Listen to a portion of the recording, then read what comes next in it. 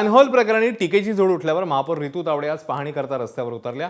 अधिकाऱ्यांना सोबत घेऊन घाटकोपर पूर्व परिसरात ठिकठिकाणी रितू तावडेंनी भेट देत परिस्थितीचा आढावा घेतलाय। पावसाचा लोकांना त्रास होऊ नये यासाठी उपाययोजना कराव्यात अशा सूचना त्यांनी प्रशासनाला दिल्या आहेत। पावसाच्या पाण्याचा निचरा होण्यासाठी नवीन गटारी बांधण्यासाठी आणि मॅनहोलवर मजबूत झाकण लावा असे आदेशही त्यांनी दिले आहेत।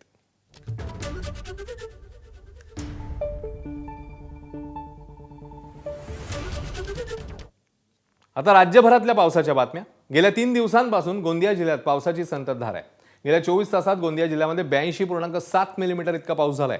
त्यामुळे अनेक ठिकाणी पूरसदृश परिस्थिती पाहायला मिळते। गोंदिया शहरालगत असलेल्या फुलसूर इथल्या कुबेर कॉम्प्लेक्समध्ये पाणी शिरलं, त्यामुळे दुकानदारांचं मोठं नुकसान झालंय। प्रशासनाने पाणी बाहेर काढण्याकरता नाली उपसा करावा अशी मागणी दुकानदारांनी केली आहे।